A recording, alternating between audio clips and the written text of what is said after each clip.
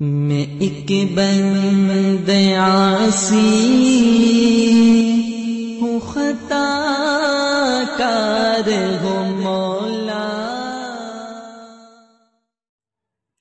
حضرت صخر بن وداع غامدی رضی اللہ تعالیٰ عنہ کہتے ہیں کہ ایک دن رسول کریم صلی اللہ علیہ وسلم نے یہ فرمایا، یعنی یوں دعا فرمائی، اے اللہ میری امت کے لیے دن کے ابتدائی حصے میں برکت عطا فرما۔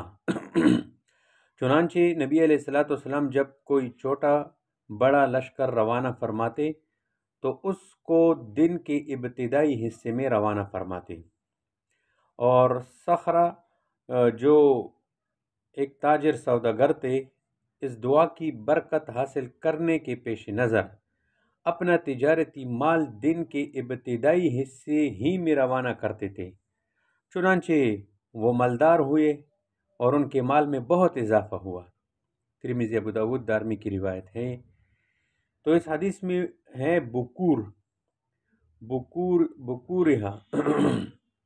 بکور صبح سویرے جہاد کے سفر پر جانے کے لیے یا تجارت کے سفر کرنے والے کے لیے ان حضرت صلی اللہ علیہ وسلم نے برکت کی دعا فرمائی ہے۔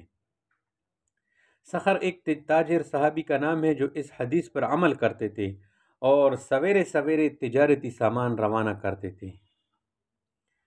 تو پھر اس حدیث میں دیکھو نا، فرمایا فَأَثْرَ یعنی خوب مالدار ہو گیا یہ، اور کثر مالہ یہ اثر کی تشریح ہے۔